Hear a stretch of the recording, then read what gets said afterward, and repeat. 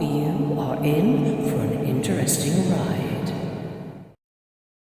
Peter Vincent speaking about how he made contact with extraterrestrials and what that involved. This is the 23rd July 2022. From the previous series of films on the ET newsroom called Grove 1, Grove 2 and Project Y, they all follow a learning curve. Project Y will show that we'd made link via a code through psychology and mind-to-mind telepathy to another form, an exacting code that we only knew at the time were colours as provided to us, but we had no idea that these colours had number value for at least a year further on.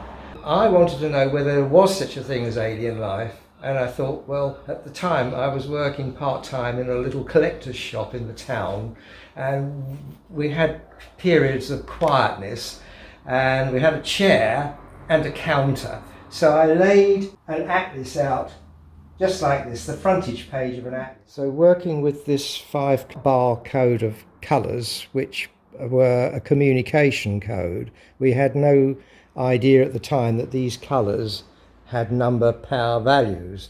However, by holding this code, it should be possible to see whether there was such a thing as alien life. In other words, something that matched the valuation of these colours. So holding that, at the time I was working part-time in a little collector's shop which dealt with absolutely everything, and the owner himself was also interested in this. He seemed to have some sort of knowledge of this. I strongly suspected he belonged to certain things. And I thought, well, how can I determine this? So I had the frontage page of an atlas, as you can see here, the world. So I held this code here in my hand and I went over it at a pendulum like this. And I just thought, well, this is the best way to see if there's a response there somewhere. And I would come up gradually like this. And all of a sudden I got a spin like that, you see. But the problem is that it drew away from me. And as I came up, I got it again and it still drew away from me. So I thought, well, I better stand on something and see if I can get the height. So at that time I stood on the counter. So now I'm going to stand on the ladder. And I climb up, and this would mean me now standing on the counter. So I then picked it up again here, and then it went up higher. Then I picked it up, then it went up higher, and in the end I couldn't go any higher. So I came back down again, started again.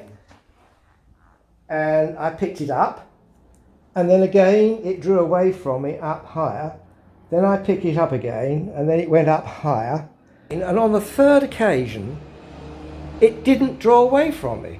So just psychologically, I said, have we made contact? And I got a spin, yes. On the third occasion, it refused to do it. It kept static. So I said, psychologically, have we made contact? And it said yes. And it wanted communication. So having made communication, the next question was, what had we made communication with? It was obviously an alien life form, and over the period of time at home, I then got this shape of a UFO, which had 30 little small UFOs all the way around it, and within the giant UFO, and it had about 6 decks to it, and this is level 5. Now, what's interesting is these things can drop down 5 at a time, or any combination 1 to 5 at a time, but never beyond that because it destabilizes the craft. These are the spheres or orbs you see floating around. It's also possibly the basis of the understanding of the sun god shield, where you have the lumps all the way around the outside of the shield with one big one in the middle. The middle one is the furnace of energy created by these small spheres that rotate whilst the craft is in flight. So every one of those 30 is a small nuclear motor, which then creates energy and is entrapped then, and that energy then creates light here. So the blazing cross basically is within the base of that shaft that opens up like a funnel that you pour liquid into a container, and the actual cross can actually move on a pivot. So The particles that shoot out the other way then drives the craft. That's the basis. It has different life forms on it. One part's oxygen, one part is a gas that is breathed. It has a scientific area. It's about 1,000 foot across. Each one of these pods is about 25 feet across. So when it glows, let's say people see a glowing orb 10,000 feet up, let's say, it gives the appearance of being several hundred feet in diameter, but in actual fact it's much, much smaller. It's about 13 feet tall, like a pyramid, about 25 feet at the bottom. It has a crew of 3 which are droids, and they stay within the craft. When it gets to its destination at home, they just come to attention at their computer, let's say, and they're inert. So I think this general consensus that they are partly created droids for the sort of distances and pressures that they have to undergo seems to fit into a common thinking on this subject. There are little rooms here for transporting passengers. There's a science laboratory here and everything. And there's also a particle transfer system between one craft and another. Sort of beam me up Spock sort of thing. What is it they know that we don't? Oh, we've accidentally found out. So having got this craft functioning and the communication from them, we struck a 16 symbol alphabet. We were working with colours, but as I said, we didn't have any idea at the time that these colours had number value until we acquired a copy of the Round Table from Winchester Cathedral, Great Hall, and noticed that the colours on it were similar to the colours that we were using. Then when we started looking at all these colours, we realised that we were working with the same sort of colours but in different orders. Sometimes you'd have 2 colours, but with another one in between.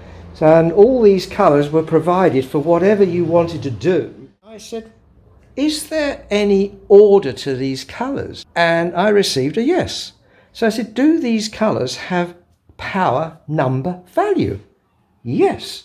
So we then work out which colours came first, and it turned out purple was 1 and black was 10, gold 11 and silver 12 and pink 13 and bronze 14. We worked out what sort of psychology each of these colours would do. So pink was human, bronze was creation, and then number 16 was ochre for death and decay, and that's why the tribes used to paint their bones of the dead in ochre, I presume for connection to the gods. So having got these symbols arranged 1 to 16 against colours 1 to 16, we then were able to work out a way through this, holding this code here, of how we could exchange messages, because it's no good getting a message into your mind and then writing it down. What you want is some sort of evidence that you are picking something up. So the best way to do that was to strike particular days, particular hours that something could be sent over that then wouldn't be available to be picked up in, let's say, the next hour or on the next day. We actually received information. The craft changed 3 times a year. So another one would arrive and be on station for about 30 days, whilst the other one refueled itself with water and knowledge or whatever it was, and then went back to where it came from, leaving the other one on station. And it worked out that these craft left on the 18th of March, 18th of August and the 18th of November. Well, if you take the first letters of those months, it's M-A-N, man. And of course, if you start looking, once you twig that they're using the first letters of words and particular sets of numbers and particular colour valuations, combinations, it wasn't long before I thought, I wonder what UFO is in the 26-letter alphabet. And when I added the values up, they came to 42. We then found that the colours that we were working through valued at 42. You know, red 9, pink 13, grey 2, silver 12, green 6. 42. Having established the link to this, I'll now show you some message exchanges that we did with them and how this works out. So what we did was we had these colour codes here, you see, and we had the agreed alphabet. The dates. So basically letter 1 was going to be from the 23rd of October 05 to the 30th of October 05. They all change on 1800 hours, and then on the 30th of October, another form of letters changed. So the very first exchange, when we asked, "What are you?" they spelt out of the 16 symbols, which are shown here, the spelling of aliens in the way that they wanted to spell it. And the L's are the wrong way round, because as the craft moves on its axis against Earth, things can get reversed, you see. And the C and the E are the same valuations, ALYENS, which is the wrong spelling for us, but for them, that was it. So these were the pods that they laid out for about the first couple of hours for you to pick up. Then they would all drift down and you'd lose the sense of the letter, the symbol that you were going to exchange. So that was the very first exchange of a message, 23rd of October 05 to the 18th of November 05 when it left. So then another message exchange was here, which happened in 2012 when they actually spelt my name out. Right, so having got the communication code and the 16 symbol alphabet where we could exchange messages at certain times and dates in the year, which turned out to be 3 times a year, although we could do it in another form, it wasn't so evidential in the result as you could prove as much as you can this system. So the first message ever was they spelt aliens out in their own way of spelling it, and the L's reversed around. So we're jumping to October 2012 when they spelt my name out, VINCE, because C and E are the same sounding symbol. T, they could get that in. It's short for Vincent, basically, so they knew my name. Somebody must have dropped them the hint, I think. So here we are. They change positions where they start, but they always go over the same parts of Earth for their message. So it's usually Australian content, the China, the Russian and Middle East, and the UK and North America. They don't understand national boundaries. The most recent one that we've done, we feel that the Orion symbol is very important in the way that the gods reacted with the locals and what was happening. Well, isn't it interesting that they've spelt out Orion here between the 6th of October 21 and the 18th of November 21. They're spelt ORION and Y for our project code, again over the 6 land masses, and have exchanged the message Orion. Now, you might say, well, how important is this Orion, and how important is the code 42? Well, my base of learning all started from the town that I'm residing in the UK, and we had a very exciting set of maps in the reference library. And I draw this attention to any other researcher in the UK because these are military maps. They are the very first Ordnance Survey maps. They are scale 1 to 500 and they show absolutely everything. Property boundaries, trees, and here's a pub which we've got down the bottom of our road. My property now is on this plot of land here, and Mountfield House here is no longer, it's now Mountfield Court, block of flats, and you've got Mountfield Gardens here, Mountfield Road here, and then you've got Grove Hill House in this area, and then Hooper's Department Store down there. But the pub is still here. It was known as the Kentish Yeoman, and this was like a rough road which went into the countryside, etc. So the thing is that we started to notice these being trees here and bushes, and then these star-like or crystal-like forms. So we started asking questions about this, and somebody said, oh, that's the difference between deciduous and non-deciduous trees. So we were sort of fobbed off with this. As you can see, they've made the size of trees quite plainly, if it's a big tree or a bush. All of a sudden, one of the maps that we'd also picked up exacting designs using this symbol in the shape of known constellations, Canis Major, Canis Minor, the Plough, and so on, in one part of the town all of a sudden that map disappeared. I mean, it's referenced LX12. It disappeared. So I had rough copies, which I took, and notes. And I drew this to an archeology group who came along and took some tracings from me. I haven't had privilege of having the tracings back to take a photograph copy, which I did ask for, and I haven't had them back.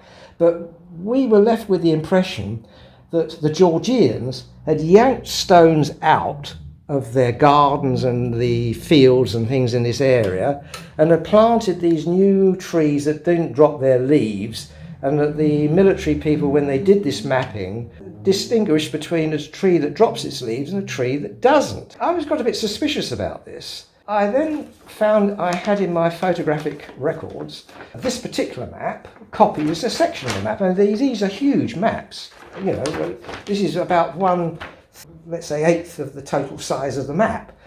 And I noticed this row of what they were trying to palm us off with as trees that didn't drop their leaves.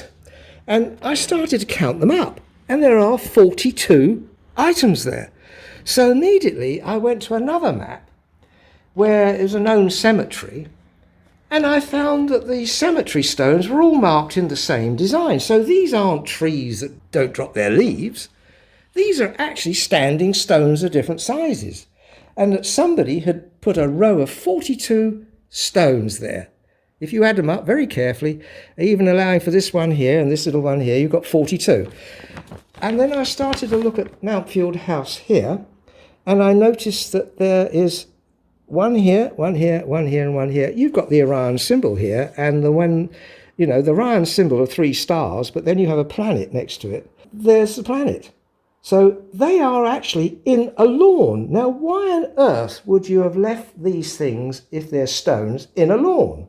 I mean, even if you had a stone there and removed it, you wouldn't want to plant a tree in your lawn. But this was the strange thing that was sort of going on. So all over the town, we had these masses of stones everywhere.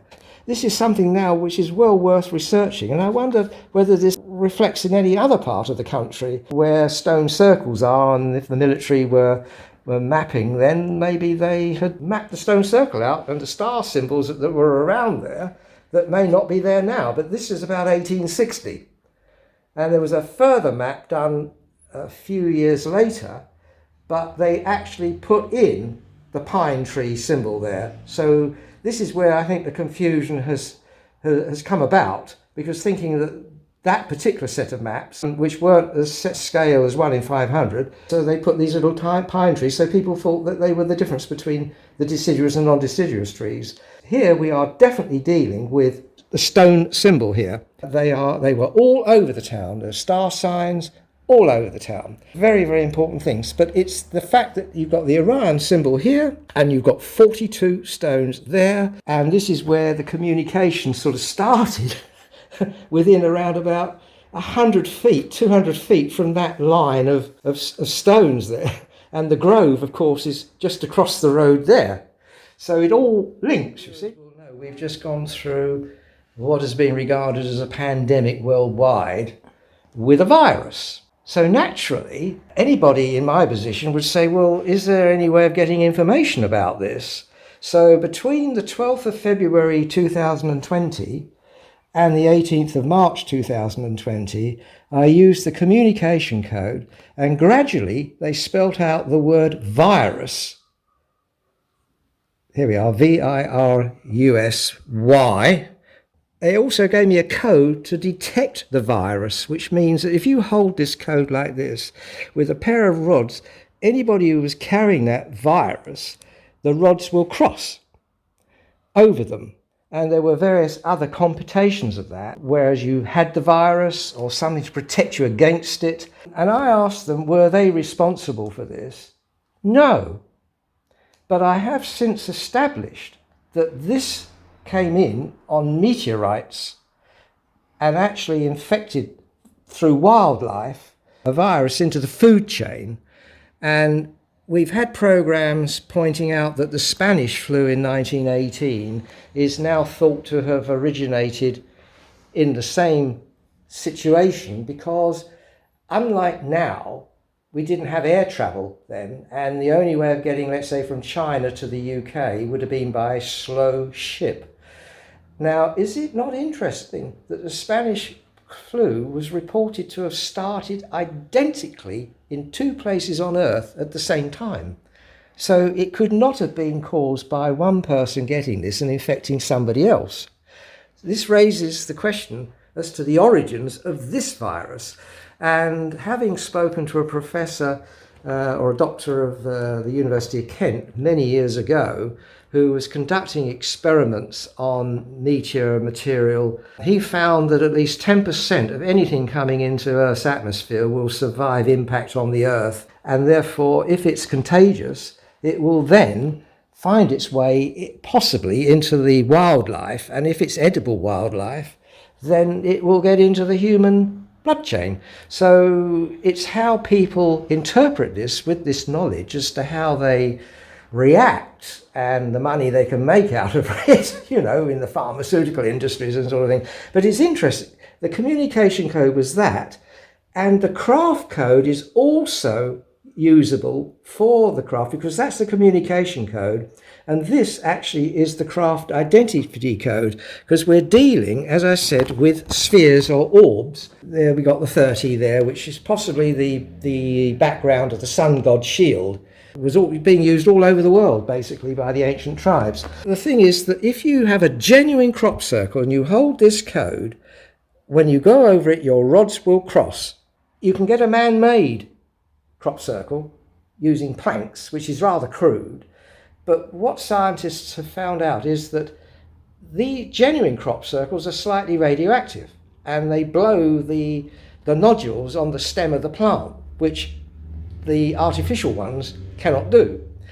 And therefore, with the radioactive orange 4 and this code together, you will be able to determine whether it's a genuine crop circle or not. And not only that, you don't have to walk into the field in the crop circle. If you've got a picture of that crop circle, you can go over that picture with those codes and you should get a spin on your rods, cross rods or on the pendulum over it to show that the mind has picked up the same magnetic values in that picture as in the genuine thing on the site. So the colours also equaling the value of the object that you're measuring, and the mind is doing the computations, let's say. So what I would like to draw attention to into the world of psychology is that we are mostly colour orientated in our minds, the way we store information, mete it out and analyse things, and then we put them into numbers and symbols, which is probably the brain's function. So the mind is probably a colour-sensitive computer of knowledge. Is it not also interesting that we found that most of the ancient tribes also had 16 symbol temple codes? The latest one I've discovered through Stephen and Evan in Australia had information from one of the authors of a history of the First Nation that they also had a 16 symbol alphabet. So we found one, I've actually found in a charity shop a little disc from the Aztecs with the god in the middle and around are 16 symbols on a round hand-holding disc. Charles Berlitz, in his book on Atlantis, he drew attention to at least 3 sets of 16 symbols within his publication. And I struck one myself as near our own alphabet as possible. Symbols that people can understand. But what is interesting is the symbol for S that I've struck was very similar, if not the same, as the ones that the Germans had struck. So the Germans were using the same communication symbols in their, what I call SS temple as well. So they were using the history of the ancient in communication. So somebody must have, well, there must be other people who have this knowledge. So what we've been doing now is progressing along a line as best as possible, the layperson who can feed on the information from the discovery by communication, through maps, through colour, and a lot of accidental finds. But I was warned that you might get a visit when you've made mind-to-mind communication.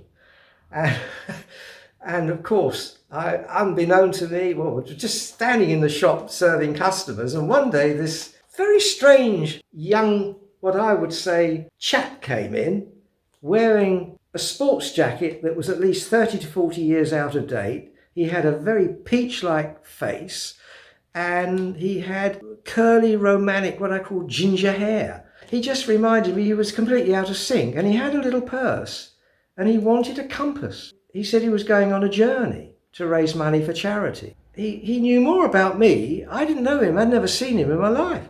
And he knew all about me, and he wanted me to help him on this charity run to draw attention to it. And could I communicate with the local press, please, because he knew I had a lot of contacts there. He said what his name was, John Amell, and he told me the starting date. So I said, well, you better, I'll give you the contact person in the local press to meet. And I said, I'd like to do an experiment with you because I think you're going to some very dangerous areas. He was going to Mongolia. That's what he said. Mongolia, from Tunbridge Wells to Mongolia. I got half a dozen people to help me on this as a witness. And I had this atlas, because we were working very crudely. He held his hand out, because I wanted to colour code him as an individual. He held his hand out over the counter, and I had to pendle him over. And as I wrote the colours out, it burned him. And he went, that burnt me. Now, that's never happened before to anybody else I've ever read their palms with the colour. So he came in the following day to receive his colour code. And I said that what I was going to do was to get several other people, one of them was a retired scientist from the Home Office, to witness what I was doing, to pick his journey up over the world map. I mean, his version was he was cycling to Mongolia. Well, you need a lot of energy for that. And he was going to come back through Czechoslovakia and cross the channel, and that we would exchange information when he arrived back to see if we both agreed where he had been and where I had actually locked him. So I had several other shopkeepers witnessing these maps. A nice lady from Helios also helped, a person in the media, and of course a retired scientist from the Home Office, who is now sadly deceased. That is a story which I will explain, and it's absolutely amazing because it also links to Orion, and that's where we'll end.